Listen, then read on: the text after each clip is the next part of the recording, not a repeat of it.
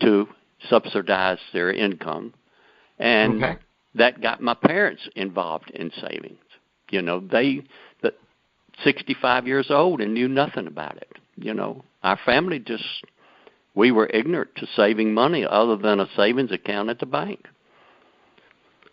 Very good.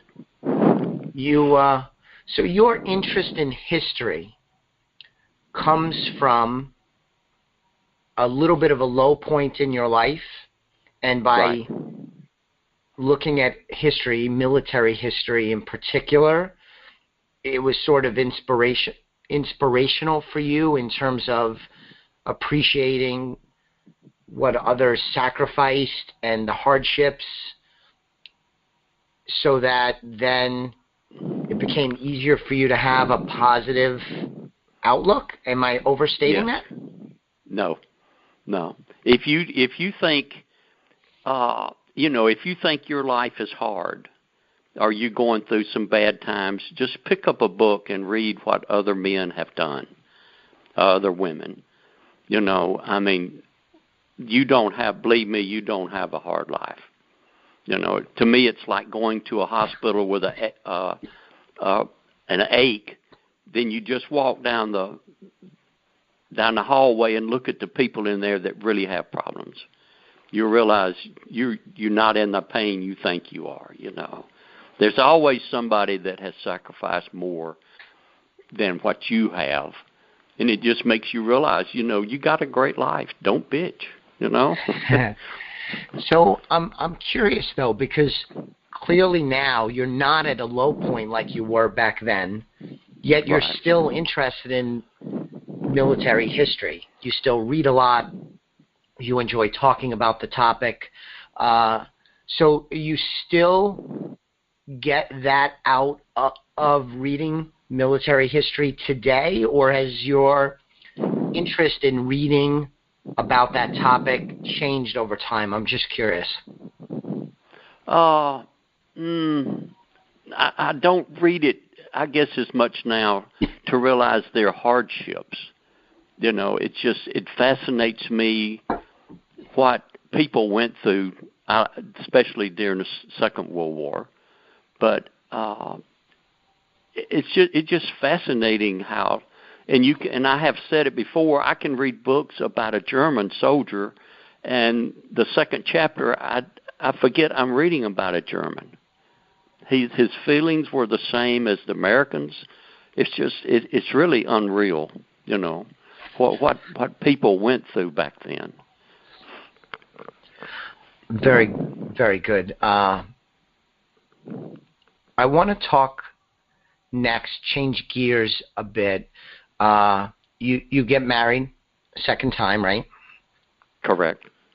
And you're working, and you're wiser with money, and you're getting closer to retirement. And could you share with me a little bit of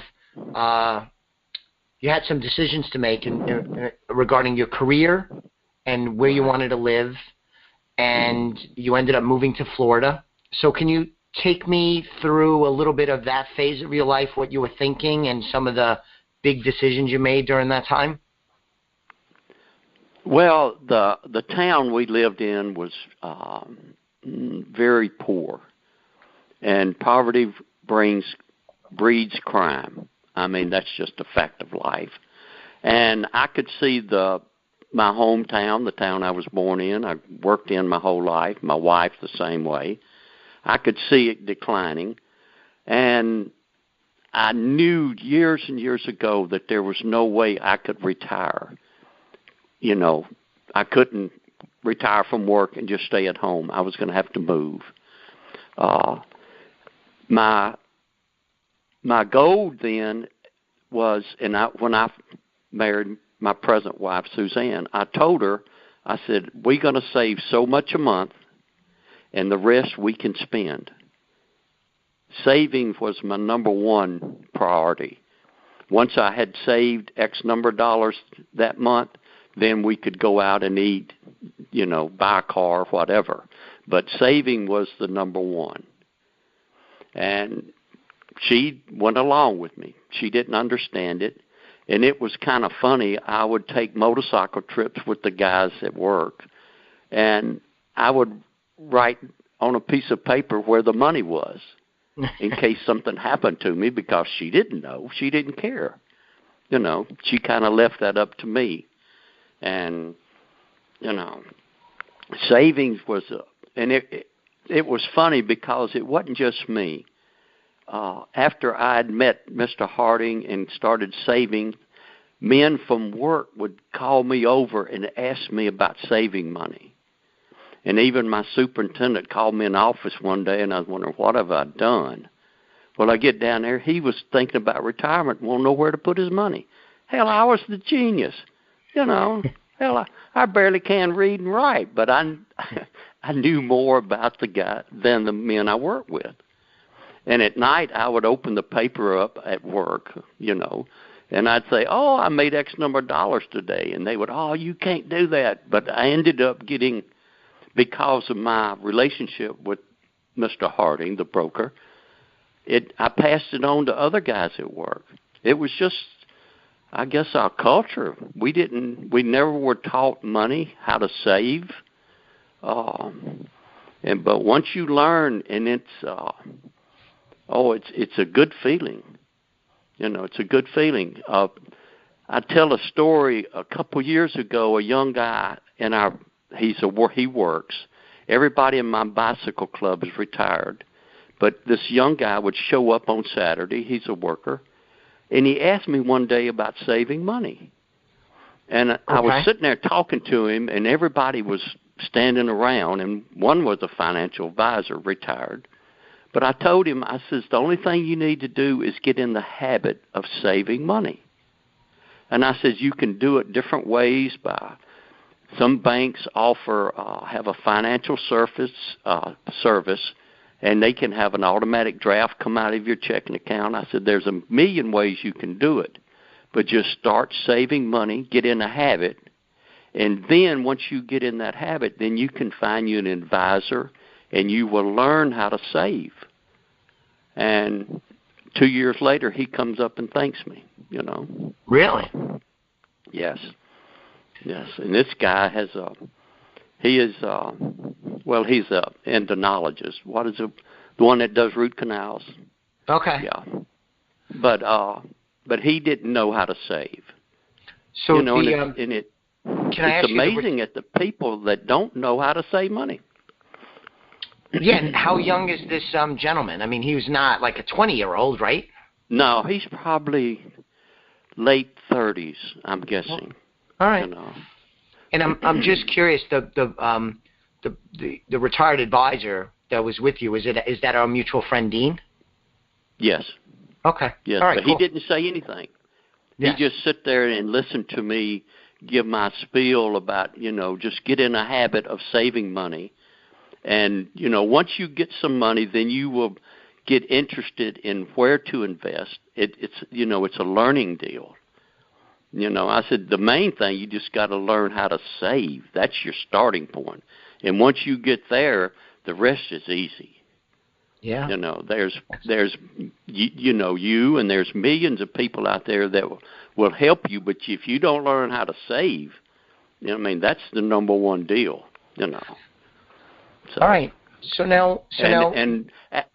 After I did tell him that, and we kind of separated, a couple people come up and says that was good advice you gave him. You know. Yeah, it was.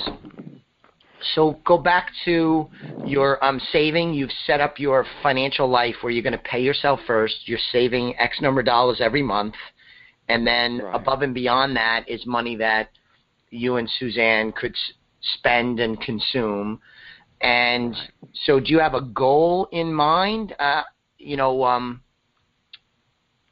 not going to do this forever, right? So how does that work? It wasn't a goal. It was just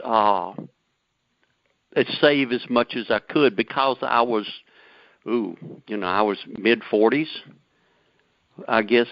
Well, I was not mid-40s when I married Suzanne. I had started saving, earlier when I met Mr. Harding. But when I married Suzanne and we had two incomes, I was really able to save, and it was not a goal. I was going to save X number of dollars by a certain time. That was not my goal. I knew I had to just put as much as I could in, you know. And okay. Like I say, it wasn't a goal. It was just I had a small home. It was paid off.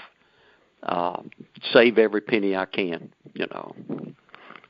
Now you're saving money, everything you can, and are you still enjoying life, or? Oh yes, no. I was drag racing at the time. We had 3 motorcycles. No, I enjoyed life. Don't get me wrong, but saving the money was the priority. Okay. You know, once I had had my 401 at work. We had savings at the bank, and had some mutual funds. Then we had just savings accounts where we would save money.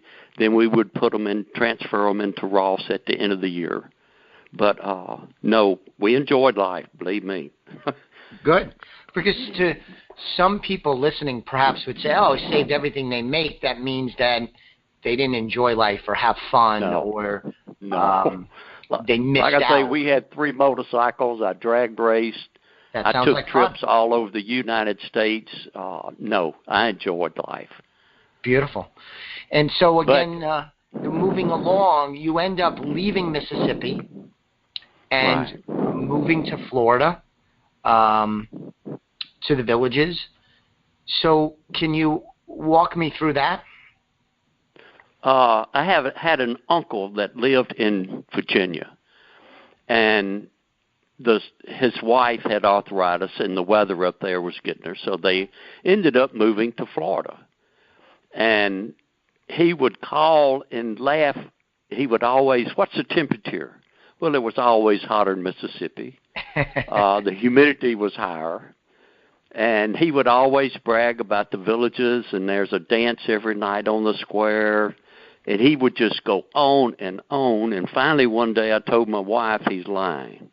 We're going to go check it out. So we got on the motorcycle, and we come to Florida. We spent a week, and every year we took our vacation, we would come to the Villages and rent. It was a Disney World for adults is the way I described it. Right. You know, it's just you can't describe living here. Anything you want to do, anything, it's here. So then we had a goal to one day retire and move to Central Florida, North Central Florida.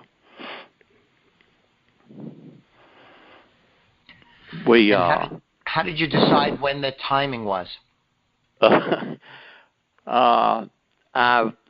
There was 2 young men that had started an investment firm. They got out of school, started an investment firm. They come to my company, and I guess they got permission, but they set up suppers. And we would go eat, and they would explain the finances and how they could invest your money. And I attended one, and it was May the 5th. And I attended the supper and sit there and listened, and everything was great. And I went home with a good feeling, and I woke up the next morning, and my motorcycle was stolen. And I it's time to leave. And that year, I turned 55. So I contacted the investors, and they come to my house, and I showed them all my monies and my retirement, which would be greatly reduced retiring at 55. Yeah. But I felt like I had to move to get out of the crime area. Because the crime was worsening, Teddy? I'm sorry to interrupt you, but the crime was worsening? Yes.